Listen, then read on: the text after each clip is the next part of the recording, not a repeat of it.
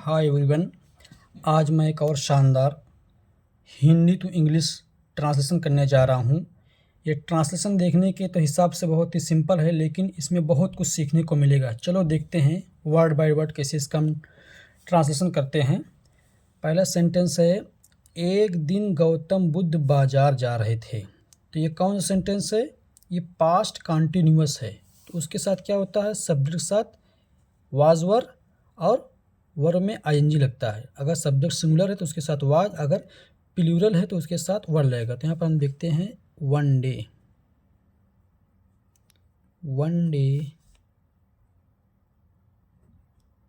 Gautam Buddha was going to market। अगला वाक्य क्या है? उन्होंने कुछ व्यक्तियों को देखा। ये पास्ट इंडेफिनिट टेंस है। तो उन्होंने मतलब गौतम बुद्ध यानी ही सा कुछ, सम व्यक्तियों, पर्सन्स, वे सब चिंतित थे। दे वर वरीड, वे सब चिंतित थे। एक दिन गौतम बुद्ध बाजार जा रहे थे। उन्होंने कुछ व्यक्तियों को देखा, वे सब चिंतित थे। One day Gautam Buddha was going to market, he saw some persons, they were worried। इस तरह से इतने का ट्रांसलेशन हो गया। अब आगे देखते हैं। गौतम बुद्ध ने उनमें से एक व्यक्ति से पूछा। ये भी पास्ट इंडेफिनिट है। हम आपको एक चीज़ बताते चलें कि कहानियाँ जितनी भी होंगी उसमें अक्सर 99% जो ट्रांसलेशन होगा वो पास्ट ही में होगा, और पास्ट में सबसे ज़्यादा पास्ट इंडेफिनिट का ही यूज होता है। तो यहाँ पे भी पास्ट इंडेफिनिट है। गौतम बुद्ध ने उनमें से एक व्यक्ति से पूछा। गौतम बुद्धा आस्क्ड, उनमें से एक, वन ऑफ देम, तुम कहाँ से आ रहे हो। अब यहाँ पर देखो, ये जो डबल इन्वर्टेड कॉमा में है ये है प्रेजेंट कंटिन्यूअस टेंस आ रहा है। तुम कहाँ से आ रहे हो। तुम के लिए यू कहाँ से आ रहे हो, तो ये प्रेजेंट कंटिन्यूअस का इंट्रोगेटिव सेंटेंस है। तो इसके लिए क्या होता है? पहले वेयर आर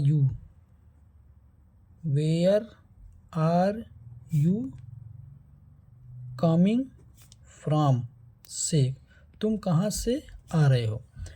उस व्यक्ति ने उत्तर दिया। दैट मैन रिप्लाइड, क्या उत्तर दिया? ओ साधु, हे हर्मिट, साधु के लिए हर्मिट भी होता है, सेंट भी होता है। बहुत सारे इसकी इंग्लिश होती है। हे हर्मिट, हम राजा के महल से आ रहे हैं। We are coming from the, महल के लिए क्या होता है? Palace of the king. हम कहाँ से आ रहे हैं? यहाँ पर राजा के महल से आ रहे हैं। तो यहाँ पर ये प्रेजेंट कंटिन्यूअस टेंस है, इसलिए सब्जेक्ट के साथ आर लगा और साथ मेन वर्ब ये आईएनजी फॉर्म में लगा। We are coming from the palace of the king. हम एक डाकू की शिकायत करने गए थे। अब यहाँ पर करने गए थे तो ये क्या है? पास्ट परफेक्ट टेंस है। तो we had gone, past perfect का स्ट्रक्चर हम सब समझते ही हैं कि हेड के साथ वर्ब की थर्ड फॉर्म लगती है। तो वी हैड गॉन, यहाँ पर इन्फिनिटिव आएगी, to complain against a dacoit. Dacoit means डाकू। We had gone to complain against a dacoit. इतने का हो गया कि उस व्यक्ति ने उत्तर दिया, ओ साधु, हम राजा के महल से आ रहे हैं, हम एक डाकू की शिकायत करने गए थे। तो यहाँ पे इसका जो इंग्लिश हुआ, that man replied, hey hermit, we are coming from the palace of the king, we had gone to complain against a dacoit. अगला देखते हैं वाक्य है इसमें। यह सुनकर गौतम बुद्ध ने कहा, यह सुनकर, यहाँ पर अब ये प्रेजेंट पार्टिसिपल आएगी। हियरिंग दिस,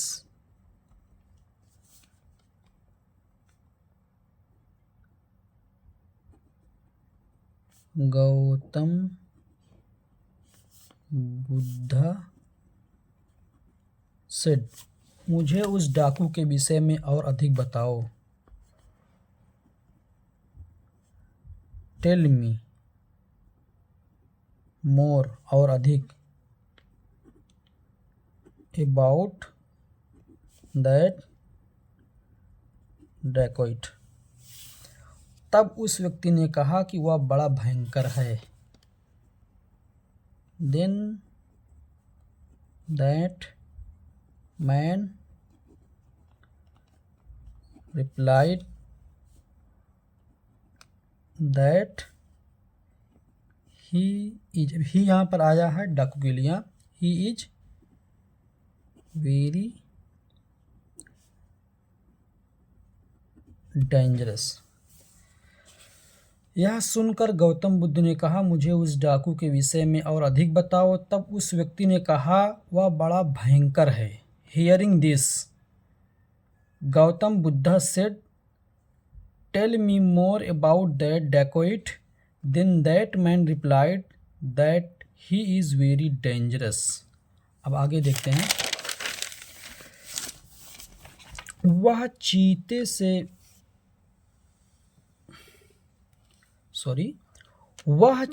से भी अधिक ताकतवर है। अब यहाँ पर चीते की ताकत और उस डाकू की ताकत कंपेयर की, यहाँ पर कंपेयर लेगी, क्या होगा, he is more powerful than tiger. उसने बहुत से व्यक्तियों को मार डाला है। अब ये सेंटेंस है प्रेजेंट परफेक्ट का, इसने मारने का काम पूरा कर लिया है। He has killed many persons. उसका नाम अंगुलीमाल है। His name is Angulimal. इसमें लिखा जाएगा अंगुलीमाला इंग्लिश में, बाकी हिंदी में अंगुलीमाल। जैसे गौतम बुद्ध हिंदी में गौतम बुद्ध, इंग्लिश में बुद्धा लिखा जाता है, ऐसे ही अंगुलीमाल को अंगुलीमाल लिखा जाएगा। यह सुनकर गौतम बुद्ध उस जंगल की ओर चल दिए जहां अंगुलीमाल रहता था। यह सुनकर, hearing this Gautam Buddha headed towards the jungle. English में भी जंगल कहते हैं, हिंदी में जंगल कहते ही हैं, और इंग्लिश में फॉरेस्ट भी कहते हैं, वुड्स भी कहते हैं, लेकिन यहाँ पर जंगल भी कहा जाता है। तो Gautam Buddha headed towards the jungle where, जहाँ अंगुलीमाल लिव्ड। कहानी भी पूरी नहीं हुई है, ये तो ट्रांसलेशन लाया था आपके लिए कि वर्ड बाय वर्ड हम कैसे ट्रांसलेशन कर सकते हैं। बड़ा से बड़ा ट्रांसलेशन हो, अगर हम उसको समझकर, टेंस का क्या भाव है, उस वाक्य का भाव है, किस काल में टेंस है, इसको अगर समझ कर ट्रांसलेशन करेंगे तो बहुत आसान हो जाएगा। नहीं तो हम फंस जाएंगे, समझ ही नहीं पाएंगे। जब हम काल नहीं पहचान पाएंगे, टेंस नहीं पहचान पाएंगे, तो कैसे उसका ट्रांसलेशन करेंगे। इसलिए ऐसे ही बहुत सारी ट्रांसलेशन देखने के लिए हमारे चैनल को सब्सक्राइब करें, वीडियो को लाइक और शेयर करना ना भूलें। Thank you.